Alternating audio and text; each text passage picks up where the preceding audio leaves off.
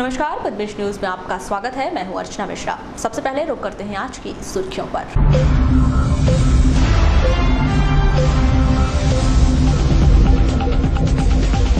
गरिमामय वातावरण में मनाया जाएगा स्वतंत्रता दिवस समारोह। पुलिस परेड ग्राउंड में होगा मुख्य समारोह। कृषि मंत्री गौरीशंकर बिसेन फहराएंगे राष्ट्रीय ध्वज।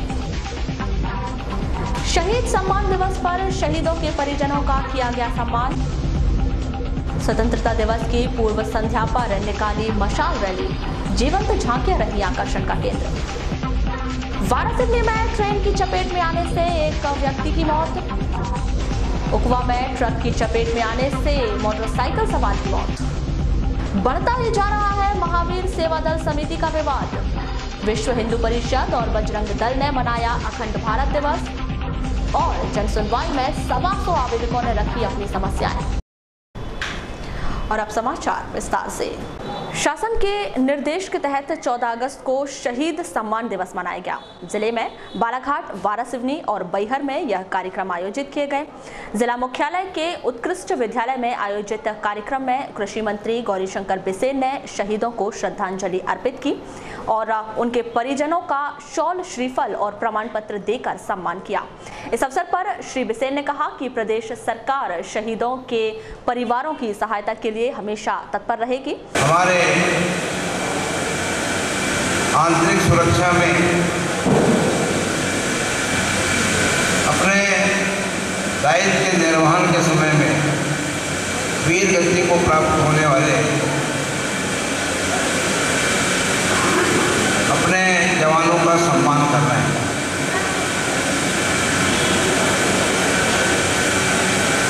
बालाघाट जिले में यह संख्या 19 है।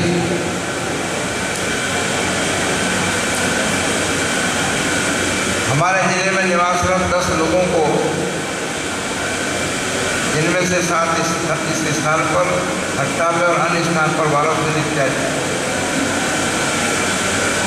उनके परिजनों को बुलाकर इसी तरह का सम्मान समारोह का आयोजन हुआ है। मैं अमर शहीद फूल सिंह कुमरे जी, अमर शहीद मुन्नालाल जी बिसेन, अमर शहीद जीत सिंह टेकाम, अमर शहीद सेदनलाल पटले, अमर शहीद कोमल चौधरी, अमर शहीद छाया किशोर घोरमारे एवं अमर शहीद कैलाश नागपासे जी सहित सभी अमर शहीद हमारे जवानों के परिवारों को प्रणाम करना चाहूँगा। लेकिन आपके परिवार में आए संकट में पूरे जीवन पर्यंत हमारी सरकार, हमारा प्रशासन, जिला प्रशासन, पुलिस प्रशासन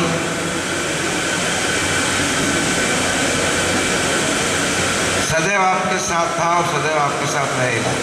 कार्यक्रम में उपस्थित पुलिस महानिरीक्षक केपी वेंकटेश्वर राव ने कहा कि जिले के क्षेत्र काफी विस्तृत हैं और नक्सली वारदातों से निपटने के लिए बालाघाट को एक हेलीकॉप्टर दिया जाना चाहिए। क्या कुछ आपने निवेदन किया?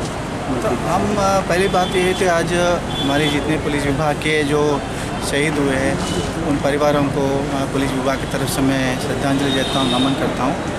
और हमको जो आज जो विशेष रूप से उनको यहाँ बुला के उनको हमने सम्मान किया है, ये सम्मान ये जो है पुलिस विभाग के लिए सम्मान है और हमारे पुलिस कर्मचारियों का मनोबल ऊंचा हुआ है। इसमें हम तत्पर रहेंगे हमेशा देश के लिए काम करने के लिए, समाज के लिए काम करने के लिए। हमारी जो समस्या है हमने शासन को कई बार लिखा है, मैंने प्रपोजल भी भेजा है और मैं बताया भी है। हमको कुछ अगर कोई घटना दुर्घटना होती है हमको एक हेलीकॉप्टर चाहिए। हमको जो यहाँ पे जो मेडिकल फैसिलिटीज़ है वो कमज़ोर है, हमको थोड़ा मेडिकल फैसिलिटीज़ को बढ़ाया है। इस तरह की बातें हमने रखा है। सर, सरेंडर नीति को भी आपने कुछ? अच्छा, हमने बोला है कि छत्तीसगढ़ में जो अभी जो नीति है उस नीति को अपने को अपना सकते हैं कि हमारे यहाँ अभी पूरी तरह पुख्ता नीति नहीं बना है।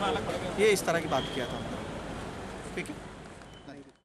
कार्यक्रम में उपस्थित कलेक्टर डीवी सिंह ने कहा कि बालाघाट जिले में कुल 19 सपूत शहीद हुए हैं, उनमें 10 बालाघाट में है। 2000 को नक्सली मुठभेड़ में इन्हें अपनी जान गंवानी पड़ी। शहीद स्वर्गीय छाया किशोर घोरमारे पिता परशुराम घोरमारे, इनका जन्म 5 दिसंबर 1966 को बालाघाट जिले के लांजी तहसील के ग्राम इंडोरा में हुआ था और इनकी अलग अलग थानों में पदस्थापना रही। 12 जून में जब इनकी पदस्थापना थी, उस दौरान 3 मई 2007 को ये वहाँ पे कुछ अपराधियों को पकड़ने के लिए गए थे, जहाँ उनकी मुठभेड़ हुई और उसमें उन्हें अपनी जान गंवानी पड़ी।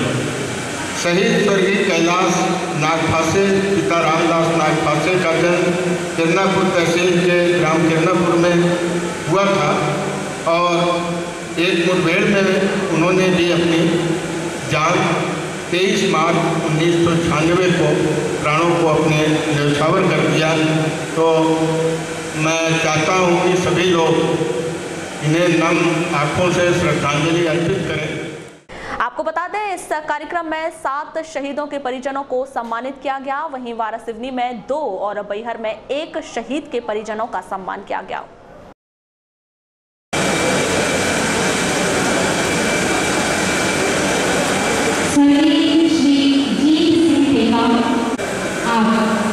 सभी शहीदों को श्रद्धांजलि।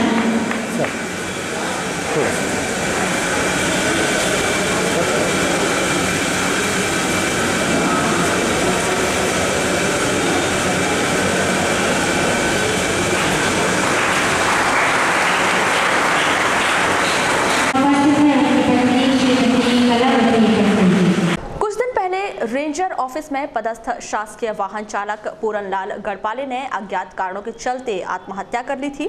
उनकी इस आत्महत्या की उच्च स्तरीय जांच कराए जाने की मांग शासकीय अर्धशासकीय वाहन चालक वेलफेयर एसोसिएशन द्वारा की गई है।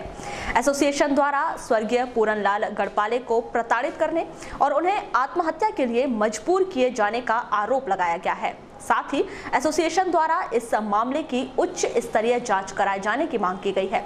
अपनी इसी मांग को लेकर एसोसिएशन द्वारा मंगलवार को उत्तर सामान्य वन मंडल कार्यालय में एक ज्ञापन सौंपा गया, जिसमें वाहन चालक वेलफेयर एसोसिएशन द्वारा एक समिति का गठन कर मामले की जांच कराए जाने और दोषी अधिकारियों पर कार्रवाई किए जाने की मांग की गई। मामले के संदर्भ में की गई चर्चा के दौरान शासकीय अर्धशासकीय वाहन चालक वेलफेयर एसोसिएशन के जिला अध्यक्ष मोहम्मद साजिद ने बताया कि यदि उनकी मांग पूरी नहीं होती तो सभी वाहन चालकों द्वारा उग्र आंदोलन किया जाएगा। आज हम सीसीएफ साहब से जो मिले हैं, एक हमारा वाहन चालक पूरनलाल गढ़पाले, जिसने अधिकारियों की प्रताड़ना से तंग आकर के आत्महत्या कर ली, उसी के संबंध में आज हम सीसीएफ साहब को ज्ञापन सौंपने आए थे। किसे जिम्मेदार मानते हैं? जिम्मेदारी तो ऐसा है कि अभी सूत्रों से कुछ ज्ञात हुआ है कि बालाघाट रेंज में पदस्थ रेंज अफसर एवं एक वन रक्षक जो है वही इसके यानी जवाबदार समझ लो, यानी जिम्मेदार हैं उसके। तो आप संतुष्ट हैं साहब से? सीसीएफ साहब ने अभी एक जांच समिति बनाए हैं और हमको आश्वासन दिए हैं कि क्या कहते अब जांच समिति में एक अपना जो स्वयं मेरे को ही वाहन चालक को जिला अध्यक्ष को रख लिए हैं और एक डीओपी साहब एक एफडीओ साहब को रखे हैं। तो जांच समिति में जो भी श्रेय आएगा उसको जो भी यानी तथ्य सामने आएंगे उसमें कार्रवाई होगी। Madhya Pradesh deputy ranger association के जिला अध्यक्ष श्री बागड़े ने बताया कि यदि 7 दिनों के भीतर एसोसिएशन की मांग पूरी नहीं की जाती तो 21 अगस्त के बाद एसोसिएशन द्वारा हड़ताल शुरू कर दी जाएगी। हाँ, अभी तो उन्होंने वो समिति गठित की है। अभी तो हम लोग को कलेक्टर महोदय से मिलेंगे और उसके अलावा हमने 14 अधिकारियों को और मंत्री जी को, हमारे जो वन मंत्री हैं उनको इंडिकेट करके हमने ज्ञापन बनाया है। सभी को अभी ज्ञापन देना है। हम लोग कानूनी कार्यवाही भी चाहते हैं अपने कार्यालयीन कार्रवाई के अलावा। क्या है, वो आदमी प्रताड़ित हुआ है, ऐसा विश्वस्त सूत्रों से हमें ऐसा ज्ञात हुआ है कि बहुत ज़्यादा प्रताड़ित हुआ है वो। तो उसी आधार पर हम चाहते हैं कि भाई जैसा एक नियम होता है, प्रताड़ित व्यक्ति को जो प्रेरित करता है उसको आत्महत्या करने के लिए, उस पर कानूनी कार्यवाही भी होनी चाहिए। तो हम ऐसा मतलब हम चाहते हैं कि निष्पक्ष जांच हो, जिसमें जो सच है वो सामने आ जाए। हमने इसलिए अभी जो ज्ञापन दिया है, ज्ञापन में अगर 7 दिन की हमने जैसे डिमांड की है सभी 14 हमारे अधिकारी और प्रशासन से कि अगर 7 दिन के भीतर अगर जांच निष्पक्ष नहीं होती है तो हम 21 तारीख से इस विषय को लेकर हम हड़ताल करेंगे। उसमें वाहन चालक संघ हड़ताल का नेतृत्व कर रहा है और हम इनके समर्थन में, हमारा पूरा बालाघाट जिले का वन कर्मचारी इनके साथ में है। वहीं इस पूरे मामले को लेकर की गई चर्चा के दौरान सीसीएफ मोहन मीणा ने एक समिति का गठन कर उस मामले की जांच कराए जाने की बात कही है। वन कर्मचारी संघ आपसे मिलने के लिए आया था, जांच की मांग को लेकर क्या है मामला? देखो, ये इन्होंने जो मेरे को एक ज्ञापन सौंपा है, ज्ञापन में ये कहा गया है कि वहाँ जो श्री पूर्ण लाल गढ़पाले, जिन्होंने 2 दिन पहले उनकी कीटनाशक दवाखाने से मृत्यु हो गई है, उस संबंध में कहा गया है कि प्रक्षेत्र अधिकारी बालाघाट एवं एक वन रक्षक ये इसके लिए जिम्मेदार हैं। तो हम लोगों ने, उन्होंने कुछ इसके तर्क वितर्क कारण भी दिए हैं, तो हम लोगों ने एक समिति का गठन कर दिया गया, जिसमें वन मंडलाधिकारी दक्षिण सामान्य को एवं उपमंडल अधिकारी कटनी एवं एक एसआसी के उन्हीं में वाहन चालक संघ के एक सदस्य श्री मोहम्मद साजिद वाहन चालक को इसका सदस्य बनाया है, जिसकी जांच दल बना दिया है। जांच दल जो 15-20 दिन में जो भी कमेटी जो भी अनुशंसाएँ देगा, जांच के दौरान क्या पाया जाता है, उसमें हम लोग उस हिसाब से कार्रवाई करेंगे। हर मंगलवार की तरह इस मंगलवार को भी कलेक्टर कार्यालय में जन सुनवाई का आयोजन किया गया, जिसमें प्रशासनिक अधिकारियों द्वारा 125 आवेदनों पर सुनवाई की गई। साथ ही आवेदकों की सभी समस्या का त्वरित निराकरण किए जाने के निर्देश संबंधित विभाग के अधिकारियों को दिए गए।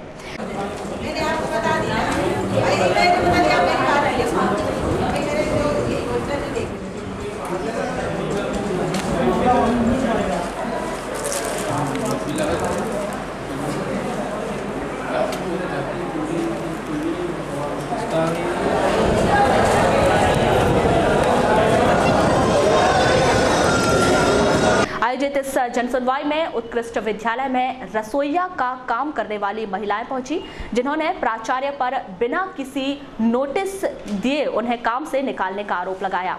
साथ ही उन्होंने प्रशासनिक अधिकारियों से पुनः कार्य पर रखने की मांग की। क्यों आए हैं कलेक्टर ऑफिस? कलेक्टर ऑफिस इसलिए आए, हम बहुत दिन से आ रहे हैं यहाँ, तो हमको ना कलेक्टर साहब मिलता ना कोई मिलता, हमको भगा देते हैं। क्यों भगाते हैं? काहे के लिए आ रहे हैं? हम आते हैं मध्याह्न भोजन का संचालन देव कह के, क्योंकि 2008 से हम लोग काम कर रहे हैं। कहाँ काम कर रहे हैं? ये उत्कृष्ट विद्यालय में। उत्कृष्ट विद्यालय कितने लोगों को खाना बनाते थे? कितने लोग पे 100-200 बच्चे, जैसे हाजिरी देख के 150-200 बच्चे का बनता था। अब अभी थोड़े कम हो गए पानी की वजह से। तो कितने निकाल दिए? हाँ, तो हमको अचानक निकाल दिए। अब हम आते रहे यहाँ पे। जब जिला पंचायत जाते थे तो जिला पंचायत वाले हमको कौल साहब है, वो अग्रवाल मैडम है, वो बता देती थी कि नहीं तुम्हारा नहीं होता, अभी तुम्हारा अनुदान नहीं हुआ, ऐसा नहीं हुआ, वैसा नहीं हुआ। फिर अनुदान मिलने के बावजूद भी भगाने लगे। वहीं इन महिलाओं का समर्थन कर रहे कांग्रेस झुग्गी झोपड़ी प्रकोष्ठ के प्रदेश कार्यवाहक अध्यक्ष मकसूद खान ने 8 दिनों के भीतर मांग पूरी न होने पर जिला पंचायत के सामने भूख हड़ताल किए जाने की चेतावनी दी है। गरीब झुग्गी की महिलाएं हैं, इनका BPL कार्ड भी है। अचानक गौतम सर ने जी रसोइयों का काम करती थी, वो खाना बनाती थी, अग्रवाल सर ने, और अचानक इनको बोल दिया गया कि आपको बंद कर दिया गया CO साहब ने। जब इनने मांगा कि भाई हमें लिखित में दे दो कि क्यों बंद किया, वजह क्या है, हमने कौन सा क्या कोई गलत काम किया है इसलिए बंद कर दिया गया, तो कह लगे हमारे पास आदेश नहीं है, बाद में हम ला के दे देंगे। तो ये गरीबों के साथ अन्याय हो रहा है। ये 11 साल से वहाँ काम कर रही है, गरीब लोग हैं, इनका BPL का कार्ड है, उसमें 1000 रुपये तो देते थे, उसमें भी थोड़ा इनका जैसे बिजली का बिल थोड़ा बहुत यानी सपोर्ट हो जाता था, परिवार का भरण पोषण ठीक चल के चलता था। और जिस दिन से बंद हुआ था इनका घर का परिवार का बजट बिगड़ गया है। तो गरीब लोग हैं, हमारी ये मांग है कि अगर CO साहब ने और अग्रवाल साहब ने इनको रखा नहीं गया तो हम लोग सब इनको लेके भूख हड़ताल में बैठेंगे। मैं कांग्रेस झुग्गी झोपड़ी का प्रदेश कार्यवाहक अध्यक्ष के नाते बोल रहा हूँ और एक चेताना चाहता हूँ इनको कि गरीबों के साथ अन्याय बर्दाश्त नहीं किया जाएगा और अगर इनको 8 दिन के अंदर रखा नहीं गया तो हम इनको लेके। आयोजित इस जनसुनवाई में ग्राम जामखारी के कुछ ग्रामीण पहुंचे, जहां उन्होंने पंचायत पर मनरेगा के तहत किए गए कार्य का भुगतान नहीं कराए जाने का आरोप लगाया। ज्ञापन के संदर्भ में की गई चर्चा के दौरान ग्रामीण हिरवंताबाई ने बताया कि उन्होंने अन्य महिलाओं के साथ मिलकर गांव में पेड़ लगाए व उसमें पानी डालने का कार्य किया था। पंचायत द्वारा 172 रुपए की मजदूरी दिए जाने की बात कही गई थी, लेकिन 1 वर्ष बीत जाने पर भी उन्हें उनकी मजदूरी का भुगतान नहीं किया गया है। हमारे अपनी मजदूरी के लिए करने पेमेंट नहीं हो रहा है, पैसा नहीं मिल रहा है। 18 दिन काम किए, हमारे मजदूर पूरे में वार्ड नंबर 13 के। कब से काम किए? 12 महीने हो गए। कितने दिन काम किए थे? मैंने किए 18 दिन। और बाकी लोगों ने? इनने भी किए 18 दिन। 18 दिन में मैं तो प्याली हूँ। ये 2 लोग नहीं जाते। अभी साल भर हो गया तुम लोगों को पैसा कुछ भी नहीं दिए? कितना देने बोले थे? वहीं मामले के संदर्भ में की गई चर्चा के दौरान ग्रामीण प्रभाकर बड़ीचा ने बताया कि गांव के सचिव व सहायक सचिव शासन के पास पैसे नहीं होने की बात कर रहे हैं। सर मैं आया हूँ कि मैं वहाँ का पौधा रक्षक हूँ और मैंने वहाँ काम कराया हूँ। कहाँ पे? पौधा मतलब वृक्षारोपण में मनरेगा योजना अंतर्गत। कहाँ पे काम करवाए थे? जामखारी वृक्षारोपण मैदान में। कितने पौधे लगाए, कब लगाए? करीब 450 पौधे लगाए सर। कब लगाए सर? वो लगे सर 2 तारीख से 2/9/2017 से। यानी एक साल हो गया। कितने लोगों ने मिलकर लगाए थे? वो कम से कम 12-13 लोगों ने मिलकर लगाए थे। तो अभी काय के लिए आए हैं यहाँ सर? जब इसकी मतलब भुगतान मजदूरी नहीं मिली, 1 साल हो गया। तो क्यों नहीं मिली बोलते हैं? सर वो बोलते हैं कि ये पैसा नहीं है शासन के पास। शासन के पास पैसा नहीं है, योजना का क्यों लगा दी? और वो गुमराह कर दे रहा है। मेरे को बोलते हैं तुम्हारे खाते में पैसा डलवाएंगे। आज 1 साल हो गया पैसे ही डलवा रहे खाते में। ऐसे कितने लोग हैं जिनके पास? इसी तरह लांजी दिथौरी से आए ग्रामीण दिनेश कुमार बोरकर ने अपने भाई पर जमीन विवाद को लेकर उनकी मां और बहन से मारपीट किए जाने का आरोप लगाया। मामले के संदर्भ में की गई चर्चा के दौरान उन्होंने बताया कि उस घटना को बीते हुए 18 दिन हो गए हैं, फिर भी लांजी पुलिस द्वारा अब तक बयान तक दर्ज नहीं किए गए हैं। उन्होंने आरोपी पर कार्रवाई न होने पर थाने के सामने आमरण अनशन किए जाने की चेतावनी दी है। मारपीट का मामला था घर में। किसने मारा? भाई ने माँ को मारा। क्या नाम था? वासुदेव। अच्छा, उन्होंने माँ को मारा और आपको मारा? हाँ, और बहन को मारा। अच्छा, तीनों को मारा। क्यों मारा? वो ज़मीन का विवाद था। माँ लगाने गई, 15 साल से 10-15 साल से पट्टी नहीं दे रहा है। ज़मीन जायदाद सब अपन पकड़ लिए और प्रताड़ित भी कर रहे हैं माँ को। तो फिर आपने पुलिस में शिकायत 3-4 बार हो गई, कोई कार्रवाई नहीं हो रही है। और इसके बाद फिर जब माँ बोली कि मेरी खेती है, मैं लगाऊंगी परा, तो उसको मारने लगा। मैं छुड़ाने लगा तो मेरा भी हाथ टूट गया है। और माँ भी 18 दिन से वहाँ पेड़ भी। तो पुलिस को बयान में दर्ज नहीं कराई? नहीं, FIR करवाए थे। नगर के अंबेडकर चौक स्थित उद्यान में सावन झूला और हरियाली तीज का कार्यक्रम का आयोजन किया गया। अन्नपूर्णा पवार महिला मंडल द्वारा आयोजित इस कार्यक्रम में झूले में नन्हे राधा कृष्ण को झुलाया गया। सावन की बरसी ठंडी फुहार, पेड़ों पे झूलों की लगी कतार, राधा झूला झूल रही संग शाम के। राधा झूला झूल रही संग शाम के। सावन की बरसी ठंडी फुहार, पेड़ों पे झूलों की लगी कतार, राधा झूला झूल रही संग शाम के। राधा झूला झूल रही संग शाम के। राधा झूला झूल रही संग शाम के।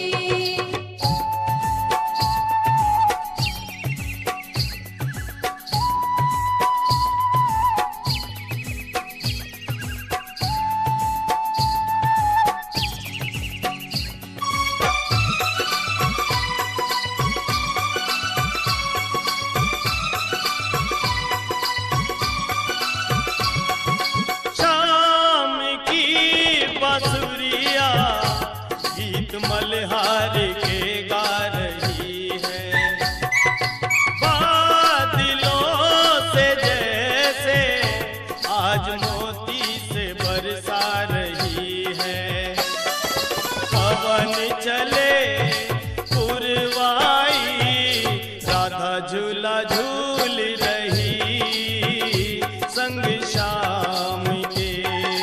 राधा झूला झूल रही संग शाम के, राधा झूला झूल रही संग शाम के।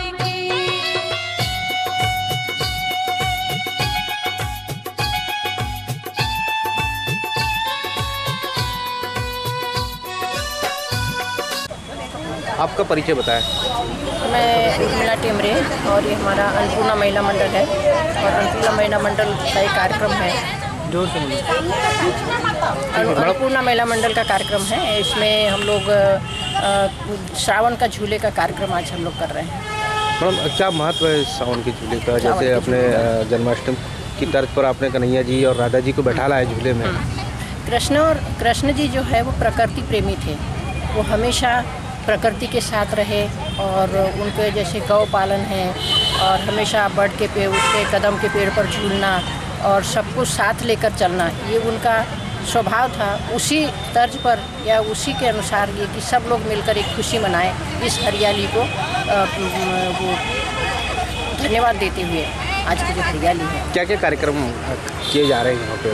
महिला मंडल में अभी वृक्षारोपण करेंगे। महिला मंडल में हमने वृक्षारोपण किया है 4 जुलाई को और अभी ये कार्यक्रम है। और साल भर में हम लोग रामायण करते हैं। रामायण इसलिए करते हैं कि रामायण जो है भारतीय संस्कृति की पहचान है और आज वो मिटते जा रही है। इसलिए हमारा महिला मंडल हर सैटरडे को रामायण का पाठ करती है और इसमें सभी लोग मिलकर एक साथ सब कार्यक्रम करते हैं। और एक वार्षिक उत्सव होता है जिसमें सभी लोग पिकनिक जाते हैं और भी मान लो किसी की कोई समस्याएं हैं तो उस पर भी थोड़ा विचार कर। विश्व हिंदू परिषद और बजरंग दल द्वारा 14 अगस्त को अखंड भारत संकल्प दिवस मनाया गया। उत्कृष्ट विद्यालय के सभागार में आयोजित कार्यक्रम में विश्व हिंदू परिषद और बजरंग दल के पदाधिकारियों सहित अनेक गणमान्य नागरिक उपस्थित रहे।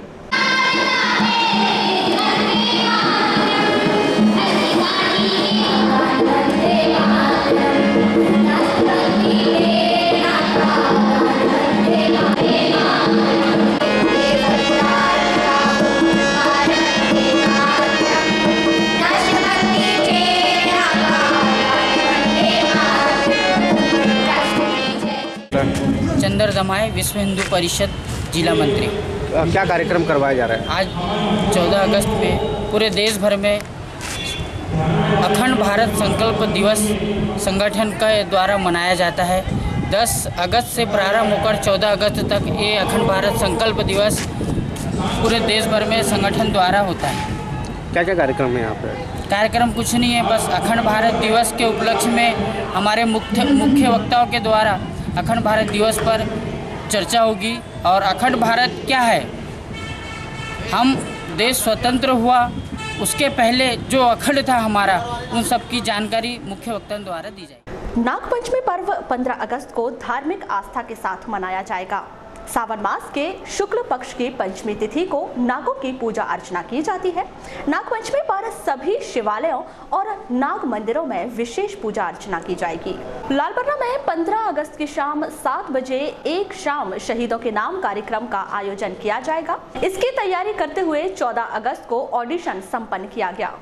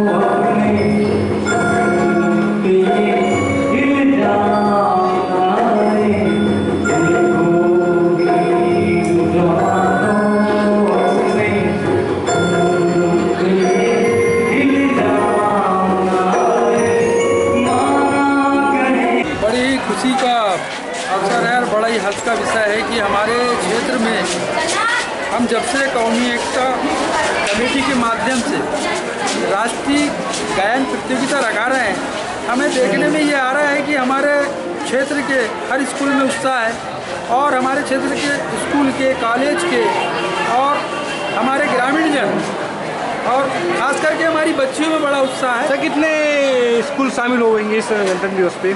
इसमें अभी तक तो हमारे क्षेत्र के 17 से 18 स्कूल के बच्चे यहाँ पर ऑडियंस में शरीक हुए हैं और हमें उम्मीद है कि और बढ़ेंगे, लेकिन हम प्रतियोगी इतने ही सिलेक्ट करेंगे ताकि हम 11 बजे के पहले अपना कार्यक्रम। कब से चल रहा है ऑडिशन? कितने दिन होगा ऑडिशन के लिए? ये विगत 15 दिनों से हमारे बच्चों में बड़ा उत्साह है, जब से उनको पता चला है कि हर वर्ष के अनुसार तो कौन सा कार्यक्रम आयोजित किया जा रहा है? हमारा कल का पर्व स्वाधीनता दिवस जो संपूर्ण भारत में सौहार्दपूर्ण मनाया जाता है, उसी तारतम्य में आज हाई स्कूल के उत्कृष्ट विद्यालय में ऑडिशन जो कि कॉलेज, महाविद्यालय और उत्कृष्ट स्कूल और रात्रि में जो कार्यक्रम होता है एक शाम शहीदों के नाम, उसका ऑडिशन आज की प्रस्तुति बच्चों ने दी। बहुत अच्छा प्रस्तुति दी। इसी को कार्यक्रम को कल उत्कृष्ट स्कूल के मंच में और एक शाम शहीदों के नाम जो कार्यक्रम कौमी एकता कमेटी के तत्वाधान में रखा गया, उसी मंच में इन बच्चों की प्रस्तुति होगी और सभी बच्चों को हार्दिक शुभकामनाएं। 15 अगस्त की ढेर सारी शुभकामनाएं। कितने ऑडिशन हो चुके हैं अभी तक के? लगभग 17 ऑडिशन। लालपुरा क्षेत्र के ग्राम पंचायत पनबेहरी में कृषि मंत्री गौरीशंकर बिसेन द्वारा श्रमिक को संबल कार्ड का वितरण किया गया। इस अवसर पर अनेक जनप्रतिनिधि और भाजपा नेता उपस्थित रहे। जन कल्याण योजना के संदर्भ में चर्चा करनी। हमारी ग्राम पंचायत में और मध्य प्रदेश की सभी ग्राम पंचायतों में 1 अप्रैल से असंगठित मजदूरों का पंजीयन हो रहा है। महीना गया, मई महीना गया, जून गया, जुलाई गया और कल 15 अगस्त आएगा। 4.5 महीने से हम अपने हितग्राही, पात्र हितग्राही को कह रहे हैं कि आप अपना आवेदन पंचायत में दीजिए, जिससे कि आपका संबल कार्ड बन जाए, एक स्मार्ट कार्ड बन जाए। आज भी मैं जवाबदारी के साथ कह सकता हूं कि पनबेहरी के प्रत्येक उस पात्र हितग्राही ने अपना अभी भी आवेदन नहीं दिया है। 10 तारीख इसकी अंतिम तारीख थी, जिसको हमने आग्रह करके बढ़ाया है। तो मेरा आपसे निवेदन है, सामान्यता होता है कि हमारे घर के मुखिया का नाम यदि आ गया, पति का नाम आ गया, तो पत्नी का आवेदन नहीं किया जाता। मान के चलते कि भाई हमारे घर के मुखिया का आवेदन हो गया तो हमारा भी उसमें है, परंतु योजना अलग है। इसमें अलग अलग व्यक्ति को अलग अलग लाभ मिल रहा है। वैसे हमारे सरपंच बहन ने तो आप सबके लिए, चाहे वो हमारा किसान भाई हो, मजदूर भाई हो, हमारी माताएं हो, बहनें हो, बेटा हो और बेटी हो, सभी के लिए एक अनुपम सौगात लेकर यहाँ पर आए हैं।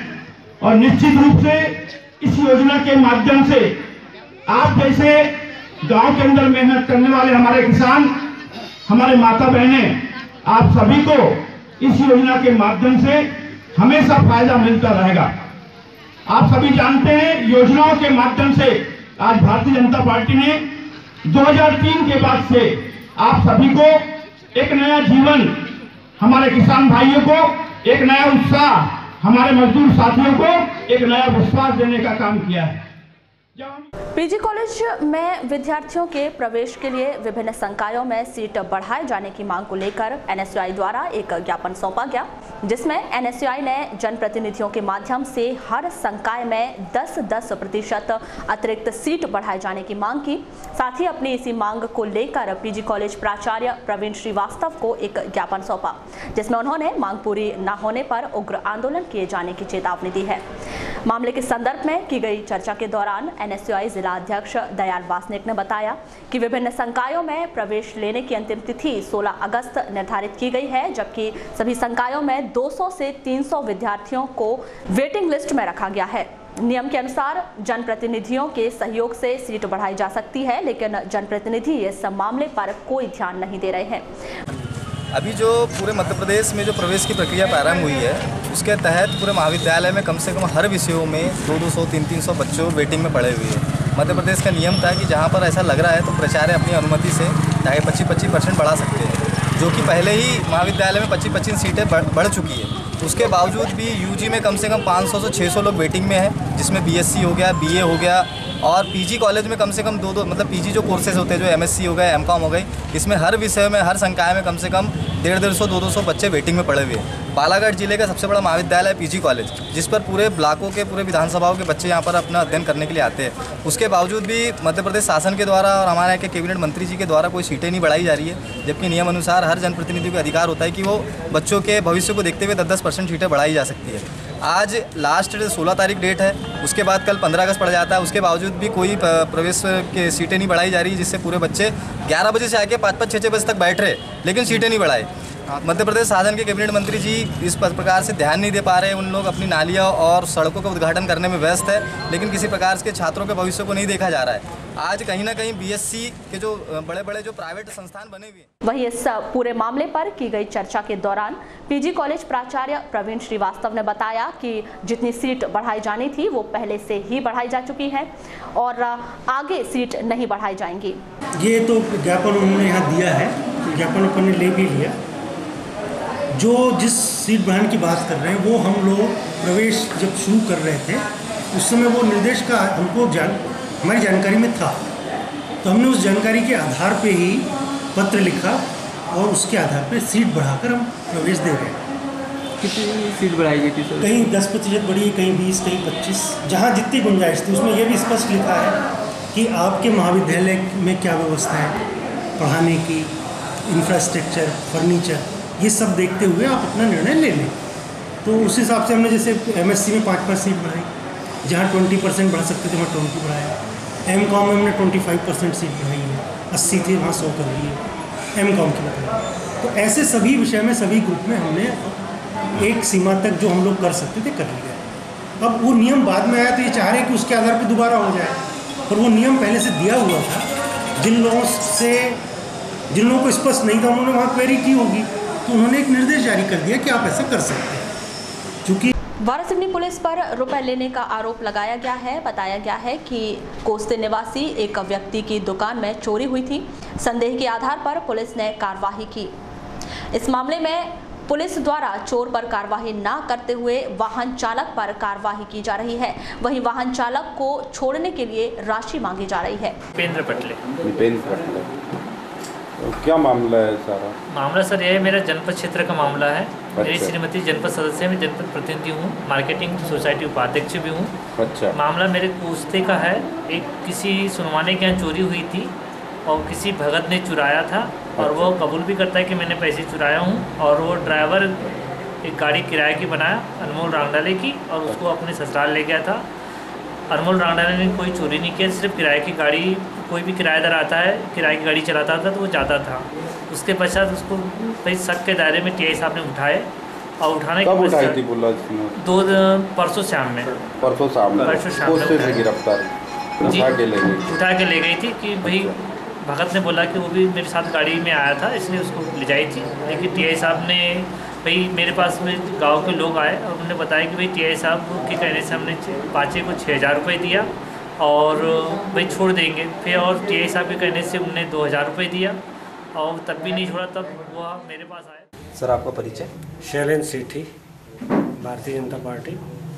सर ग्रामीण जन आपके पास आए थे, क्या मामला है? आज ये कोस्ते के आम नागरिक लोग आए थे और हमारे यहाँ जो कोस्ते से जनपद सदस्य पति हैं वो भी हमारे पास आए हैं और वहाँ के लोग आए हैं कि अनमोल रांगडाले को वारासिवनी पुलिस ने कल से बैठाल के रखी है एवं पैसों की मांग की है। और जो इन्होंने बताया कि वहाँ एएसआई को हमने पहली किस्त 6000 दी हैं, उसके बाद ये थाने गए थे तो वहाँ पे टीआई साहब ने भी इनसे पैसे मांगे 2000 रुपये। तो इन लोगों ने पैसे देने के बाद भी इनको बोला गया था कि 10 बजे हम छोड़ देंगे।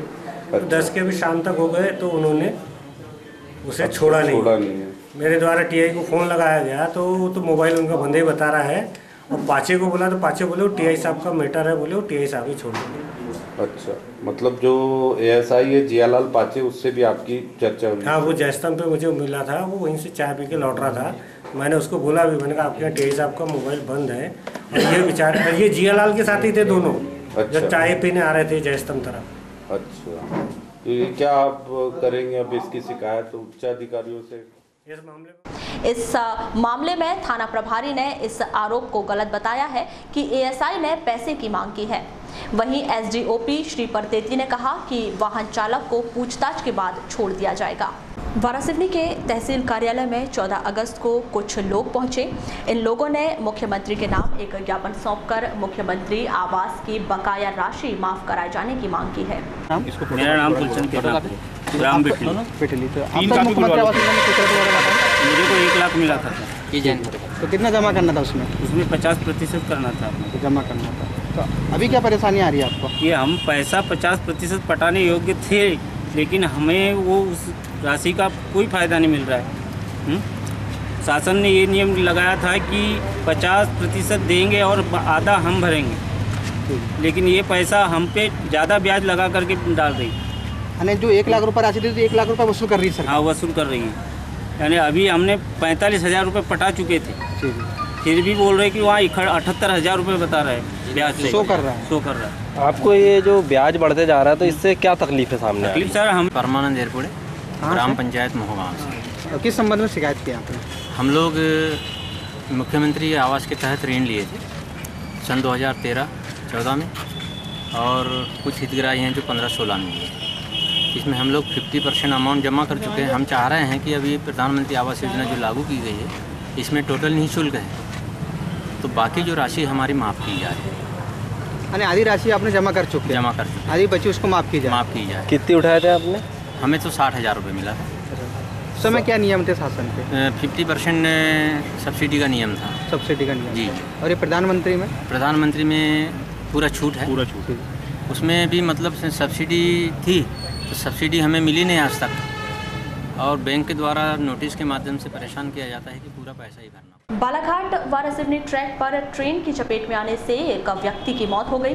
ट्रेन की चपेट में आने वाले व्यक्ति वारासिवनी निवासी योगेंद्र बिसेन बताए गए हैं।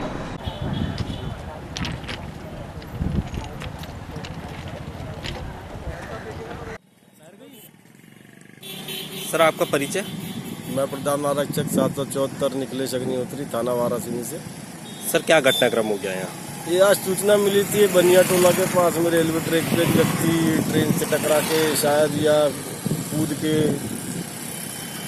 कट गया है और मर गया है। तो सूचना पर यहाँ पहुँचे थे बनिया टोला रेलवे ट्रैक पे। रेलवे ट्रैक नंबर उसका किलोमीटर 1057/8 के सामने एक प्रौढ़ व्यक्ति के शव को प्राप्त किया गया था, जिसके परिचय हुआ है योगेंद्र सिंह बिसेन के नाम से।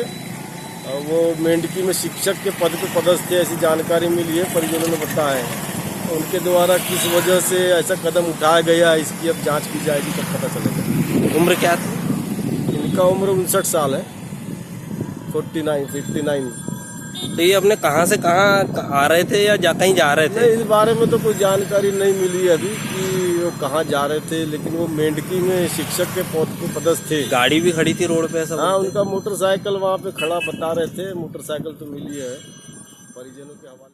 स्वतंत्रता दिवस की पूर्व संध्या पर भाजपा द्वारा नगर में मशाल रैली निकाली गई। यह रैली भाजपा कार्यालय से शुरू हुई, जो शहर के विभिन्न मार्गों का भ्रमण करती हुई हनुमान चौक पहुंची। यहां राष्ट्रीय गीत के गायन के साथ रैली का समापन किया गया।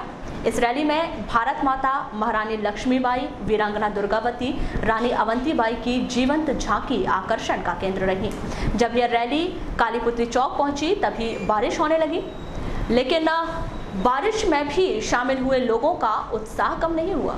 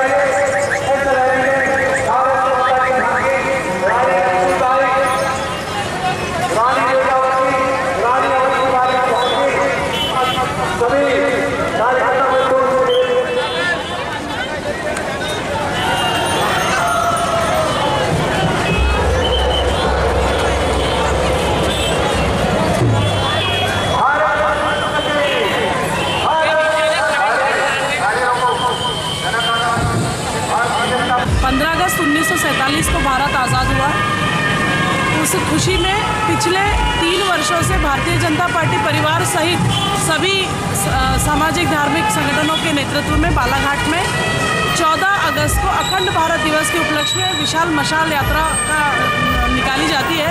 उसी कड़ी में यह तीसरा सफलतम वर्ष है। इस बार हम आज़ादी के 71 वर्ष पूर्ण करके 72वीं वर्षगांठ मना रहे हैं। निश्चित ही इस कार्यक्रमों से देशभक्ति का भाव उन तमाम शहीदों को जिन्होंने अपने प्राणों को आहूत कर दिया माँ भारती की स्वतंत्रता के लिए, आज़ादी के लिए।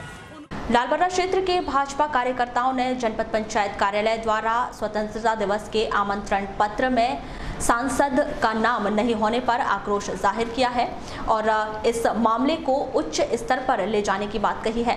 इस संबंध में 14 अगस्त को भाजपा नेताओं का कहना है कि 1 अगस्त को जो बैठक हुई थी उसमें सांसद बोध सिंह भगत को प्रमुख अतिथि बनाए जाने का निर्णय लिया गया था, जबकि आमंत्रण पत्र में सांसद का नाम ही नहीं है। ये क्या है, जनपद पंचायत 15 अगस्त मनाने के हिसाब से और चर्चा हुई, उसमें सांसद जी को मतलब मैंने कुछ प्रस्ताव रखा था सांसद जी को इसमें बुलाया जाए। मुस्ताबाद के कार्ड में नाम नहीं आया, सर्वदलीय बैठक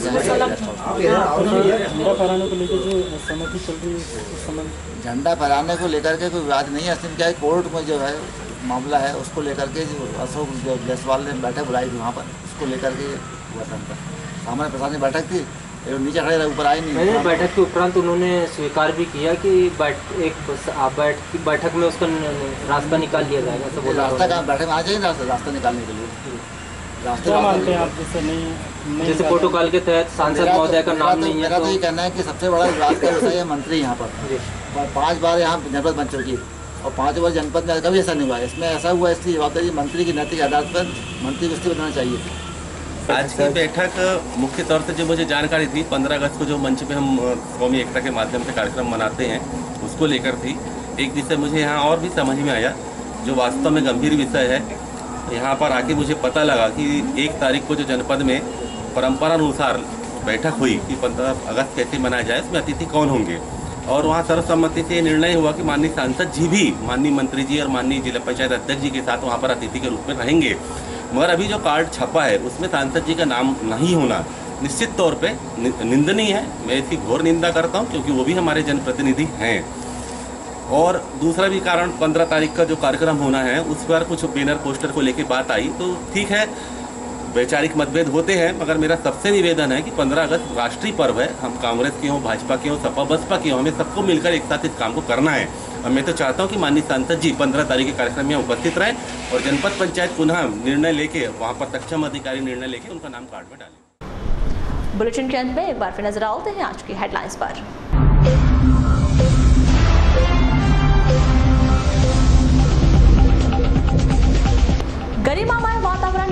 जाएगा स्वतंत्रता दिवस समारोह। पुलिस परेड ग्राउंड में होगा मुख्य समारोह। कृषि मंत्री गौरीशंकर बिसेन फहराएंगे राष्ट्रीय ध्वज। शहीद सम्मान दिवस पर शहीदों के परिजनों का किया गया सम्मान। स्वतंत्रता दिवस की पूर्व संध्या पर निकाली मशाल रैली। जीवंत झांकियां रही आकर्षण का केंद्र। वाराणसी में ट्रेन की चपेट में आने से एक व्यक्ति की मौत। उकवा में ट्रक की चपेट में आने से मोटरसाइकिल सवार की मौत। बढ़ता ही जा रहा है महावीर सेवा दल समिति का विवाद। विश्व हिंदू परिषद और बजरंग दल ने मनाया अखंड भारत दिवस और जनसुनवाई में 125 आवेदकों ने रखी अपनी समस्याएं। तो ये थी अभी तक की खास खबरें। खबरों की ज़्यादा जानकारी के लिए लॉग ऑन कीजिए www.balaghatexpress.in पर। इसके अलावा आप अपने एंड्रॉयड फ़ोन से प्ले स्टोर पर जाकर बालाघाट एक्सप्रेस ऐप भी डाउनलोड कर सकते हैं। तो आज बुलेटिन में बस इतना ही। अगले न्यूज़ बुलेटिन के साथ फिर मुलाकात होगी। तब तक के लिए नमस्कार।